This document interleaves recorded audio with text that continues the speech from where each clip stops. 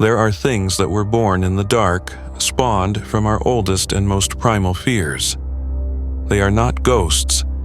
They are not simple beasts. They are the shapes our nightmares take when we stare too long into the shadows. They are the reason our ancestors huddled close to the fire, listening to the sounds in the night and praying for the dawn. Tonight, we don't look away. We drag these things into the light and stare into the abyss. This is a descent into terror. Every culture has its monsters, its cautionary tales whispered to scare children and warn the unwary. But some of these legends are more than just stories. They are blueprints for horror, built from our deepest anxieties: betrayal, helplessness, damnation, and the terror of what we, ourselves, can become. We are counting down the 10 most horrifying creatures from global mythology. Our journey will take us from the festive snows of Europe to the frozen forests of North America, from the sacred underworld of Egypt to the dark waters of the sea. Prepare yourself. The nightmares are real. Number 10. The Krampus. We begin our descent in Central Europe with a creature that infects the Christmas season with pure dread. While St. Nicholas rewards the good, his dark companion, the Krampus, comes for the wicked. He is a thing of pure nightmare fuel, a hairy, demonic beast with the cloven hooves of a goat and a sickeningly long, prehensile tongue. He doesn't just leave coal, he arrives with the ominous rattle of chains and carries a bundle of birch branches to swat and bloody naughty children. The truly unlucky ones are stuffed into his sack, their muffled screams unheard as they are dragged away to his lair, destined to be drowned, eaten, or hauled down to hell itself. The fear of Krampus is the fear of a holiday reckoning, where joy is replaced by the coppery scent of blood on the snow. Number 9. The Banshee. At number 9 is a terror from Ireland that you will hear before you see: the Banshee. She is a spirit whose horror is not in a physical attack, but in the soul-shattering promise of her cry. Often appearing as a skeletal old woman with eyes red from endless weeping, or a spectral beauty combing her long white hair, her presence is an omen. Her signature is her wail, a keen so piercing it feels like shards of glass in your ears, a sound of absolute sorrow that slices through the night. To hear it is a death sentence for your family. She is an inescapable messenger of tragedy, a guarantee that your world is about to be torn apart by loss. You cannot fight her. You cannot reason with her. All you can do is listen to her scream and wait for the death she has come to announce. Number 8. The Jorōgumo. From a messenger of death, we travel to Japan for a master of deception. At number 8, we meet a monster that weaponizes beauty and trust. This is the Jorōgumo. It begins with a sound, the beautiful, enchanting melody of a lute played by a woman of impossible grace. She seems lost, or perhaps she simply smiles and beckons you closer. You are drawn in, captivated by a promise of romance. But as you get closer, the sickly sweet smell of her lure thickens. You are frozen, mesmerized, as her lovely face begins to split. Her skin tears open, and from within, multiple, spindly, chitinous legs unfold. Her beautiful eyes multiply into a cluster of black, unfeeling beads. The enchanting woman dissolves into a colossal, monstrous spider, her true form revealed. Caught in her impossibly strong silk, you can only watch as she prepares to inject you with a venom that will slowly, painfully, turn your insides to liquid.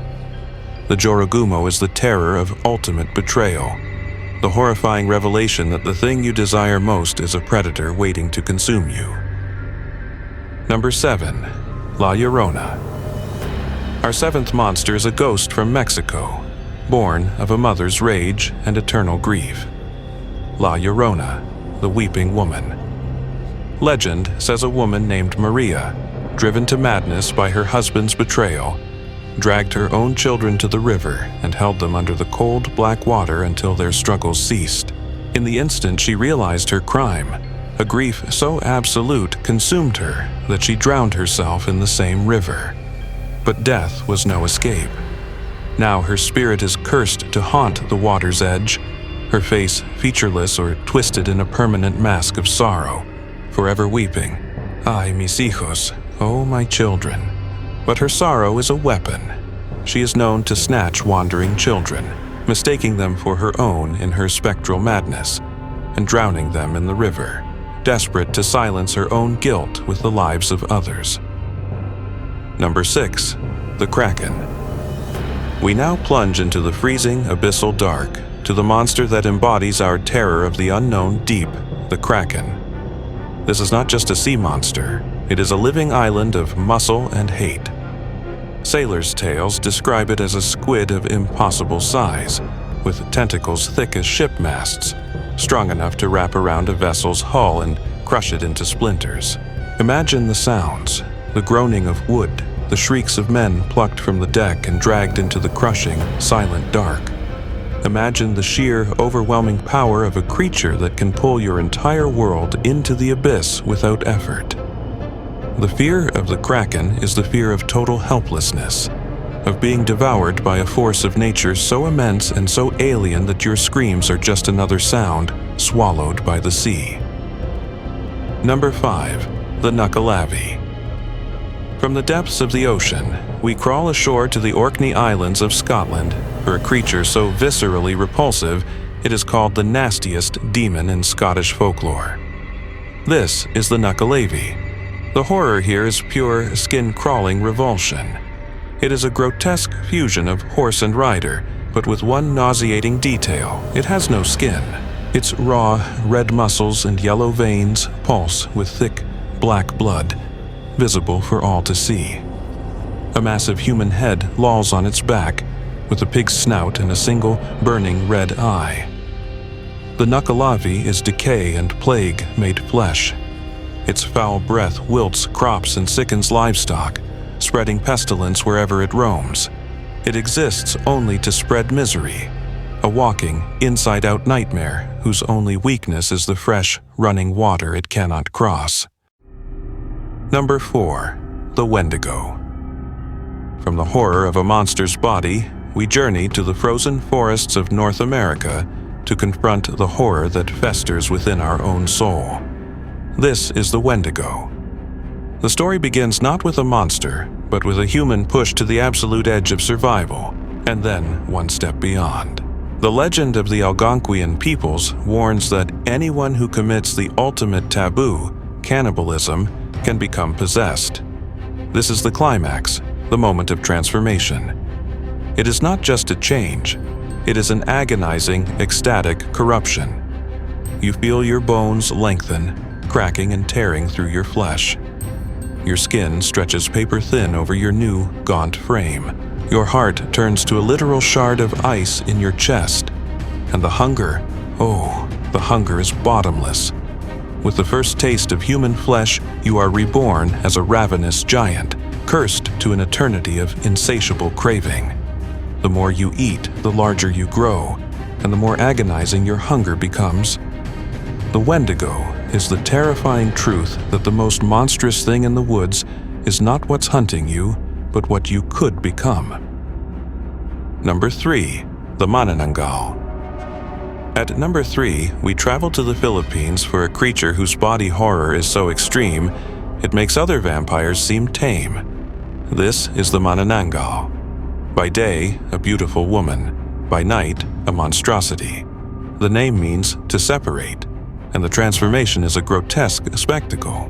You would hear a wet, tearing sound, a sickening schism of flesh and sinew as her torso brutally rips itself away from her lower body.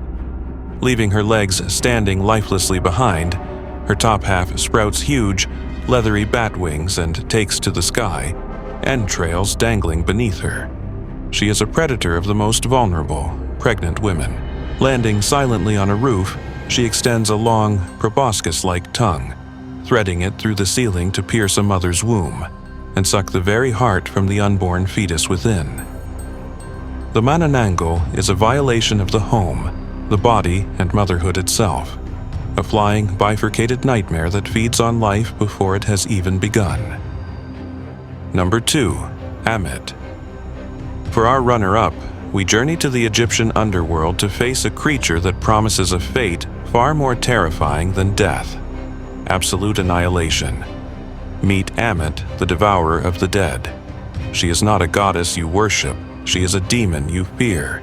A monstrous hybrid, she has the head of a crocodile, the torso of a lion, and the hindquarters of a hippopotamus. A fusion of the three most ferocious man-eaters the Egyptians knew. Ammit waits beside the scales of justice. When you die, your heart is weighed against a feather. If it is heavy with sin, it is tossed to her. She doesn't just kill your soul, she devours it. This is the second death, an erasure from all existence. No memory, no afterlife.